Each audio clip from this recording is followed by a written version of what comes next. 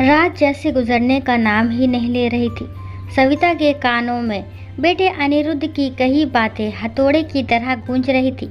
अनिरुद्ध ने अपने पिता शेखर को घर लाने के बाद से ही घर में हर जरूरी इंतजाम कर दिए थे, मगर वह खुद करीब 8 घंटे से गायब था।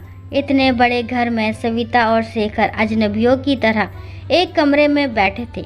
डॉक्टर ने शेखर की जांच की और फिर अनिरुद्ध कहीं चला गया था। जब अनिरुद्ध वापस आया तो उसने सविता को बताया कि डॉक्टर से बात करने के बाद वह शेखर के अंतिम संस्कार से जुड़ी तैयारियों में जुटा था और साथ ही कुछ अन्य ज़रूरी काम निपटा रहा था। अनिरुद्ध की बात सुनकर सविता के पैरों तले से जैसे जमीन ही खिसक गई। अनिरुद्ध अपने कमरे में चला गया, लेकिन सविता की आंखों से नींद कोसों दूर हो चुकी थी। उसकी आंखों के सामने शेखर की मेहनत भरी जिंदगी घूमने लगी। कैसे उन्होंने अनिरुद्ध को पढ़ाने के लिए रात रात भर जागकर मेहनत की थी। वह सर्जन बनने के लिए इंग्लैंड चला गया और फिर वहीं बस गया। 10 साल बाद जब वह वापस आया तो शेखर बिस्तर पर थे, गंभीर रूप से बीमार। अनिरुद्ध ने सविता और शेखर को अपने साथ इंग्लैंड ले जाने का निर्णय लिया, ये सोचकर कि शायद वहां उनका बेहतर इलाज हो सके। अनिरुद्ध ने सविता को बताया कि डॉक्टर ने शेखर को देखकर कहा था कि उनके पास बस 2 दिन और है। ये सुनकर सविता का दिल बैठ गया। यहाँ तो उल्टा हो रहा था। अनिरुद्ध तो पहले ही शेखर के अंतिम संस्कार की तैयारी कर रहा था। रात गुजरते नहीं बन रही थी। जब सविता की बेचैनी हद से ज़्यादा बढ़ गई तो वह बिस्तर से उठी और शेखर को सोते हुए देखकर राहत की सांस ली। वह चुपचाप कमरे का दरवाज़ा खोलकर रसोई की ओर जाने लगी, लेकिन तभी उसे अनिरुद्ध और शालिनी के कमरे से आवाज़ें सुनाई दी। शालिनी गुस्से में कह रही थी, उन्हें यहाँ क्यों लाए हो? अनिरुद्ध ने शांत स्वर में जवाब दिया, अब डॉक्टर ने भी कह दिया है कि बस 2-3 दिन है। पापा के गुजरने के बाद माँ को इंडिया छोड़ आऊँगा। मकान की बात कर ली है, उसे बेच दूँगा, 1 करोड़ मिल जाएगा। माँ भी कितने दिन जिएगी। कमरे के बाहर खड़ी सविता ने ये सब सुना तो वह बिना रसोई में जाए वापस कमरे में आ गई। उसकी आंखों में आंसू थे। अब वह एक भी पल वहाँ रुकना नहीं चाहती थी। सुबह होते ही सविता ने शेखर से पूछा, आप कैसे हैं? शेखर ने जवाब दिया, अनिरुद्ध को देख लिया, अब ठीक हो जाऊंगा। सविता ने हिम्मत जुटाकर कहा, अब हम वापस जा रहे हैं। शेखर ने देखा कि सविता का चेहरा बुझा हुआ था। उन्होंने पूछा, कोई बात है सविता, हुआ क्या है?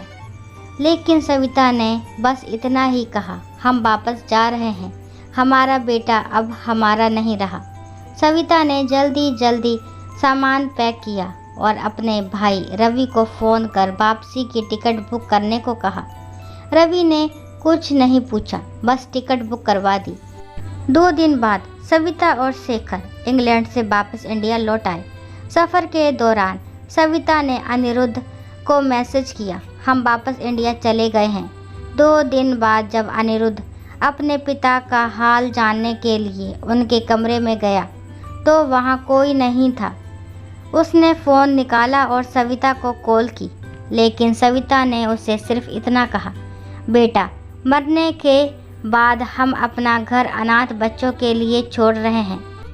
तुम अपनी पत्नी और बच्चों के साथ खुश रहो। हमारे मरने की खबर मिल भी जाए तो आने की ज़रूरत नहीं। इसके बाद सविता ने फ़ोन काट दिया।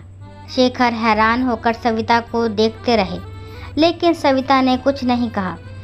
वह बस अपने पति की सेवा में जुट गई। 1 महीने बाद शेखर की तबीयत में सुधार हुआ और उन्होंने सविता के साथ सुबह की सैर शुरू कर दी। एक दिन शेखर ने सविता से पूछा, इंग्लैंड में ऐसा क्या हुआ था जो तुम इस तरह से लौट आई? सविता ने ठंडी सांस लेते हुए कहा, अब उन्हें हमारी ज़रूरत नहीं है। उन्हें उनकी दुनिया में खुश रहने दो। हम अपना ध्यान खुद रख लेंगे। शेखर की आंखों में अब बेटे के लिए कोई उम्मीद नहीं थी। सविता ने शेखर से कहा, वसीयत बना लो, मकान वृद्ध आश्रम के लिए छोड़ दो और जो पैसे हैं उन्हें ट्रस्ट में डालकर वृद्ध आश्रम चलाने का इंतज़ाम कर दो। शेखर ने पूछा, बेटे और बहू को अपनी जायदाद देकर जाएंगे? हमारे बाद उनका ही तो सब कुछ है।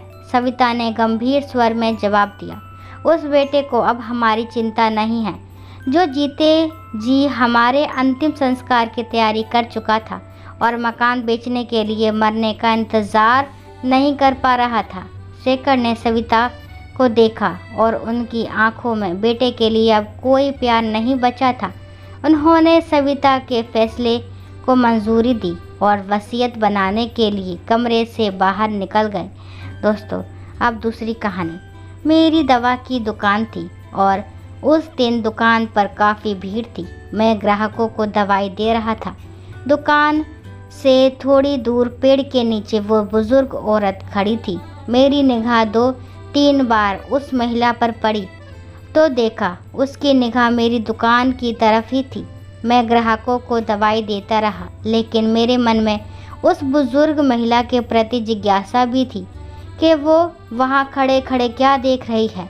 जब ग्राहक कुछ कम हुए तो मैंने दुकान में काम करने वाले लड़के के हवाले किया और उस महिला के पास गया। मैंने पूछा, क्या हुआ माता जी, कुछ चाहिए आपको? मैं काफ़ी देर से आपको यहाँ खड़े देख रहा हूँ। गर्मी भी काफ़ी है, इसलिए सोचा चलो मैं ही पूछ लेता हूँ, आपको क्या चाहिए? बुजुर्ग महिला इस सवाल पर कुछ सकपका सी गई। फिर हिम्मत जुटाकर उसने पूछा, बेटा काफ़ी दिन हो गए। मेरे 2 बेटे हैं, दोनों दूसरे शहर में रहते हैं। हर बार गर्मी की छुट्टियों में बच्चों के साथ मिलने आ जाते हैं। इस बार उन्होंने कहीं पहाड़ों पर छुट्टियां मनाने का निर्णय लिया है बेटा, इसलिए इस बार वो हमारे पास नहीं आएंगे। ये समाचार मुझे कल शाम को ही मिला। कल सारी रात ये बात सोच सोच कर परेशान रही, 1 मिनट भी सो नहीं सकी।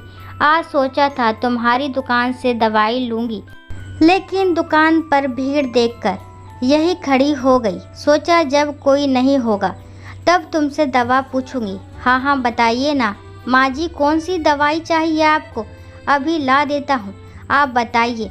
बेटा, कोई बच्चों को भूलने की दवाई है क्या? अगर है तो ला दे बेटा, भगवान तुम्हारा भला करेगा। इससे आगे के शब्द सुनने की मेरी हिम्मत ना थी। मेरे कान सुन्न हो चुके थे। मैं उसकी बातों का बिना कुछ जवाब दिए चुपचाप दुकान की तरफ लौट आया।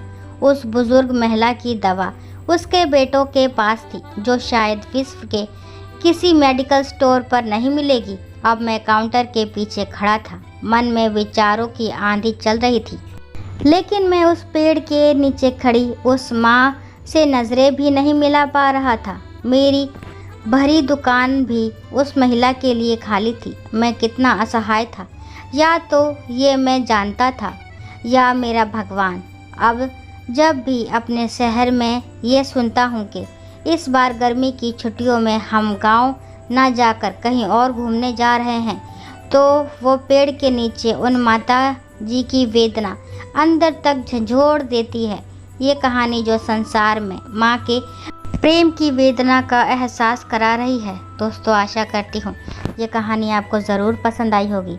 अगर कहानी पसंद आती है तो प्लीज़ मेरे चैनल को लाइक शेयर सब्सक्राइब करना ना भूलें, और इस कहानी के बारे में आपके क्या विचार है कमेंट बॉक्स में ज़रूर बताएं। कहानी को लास्ट तक सुनने के लिए थैंक यू। राम राम, राधे राधे।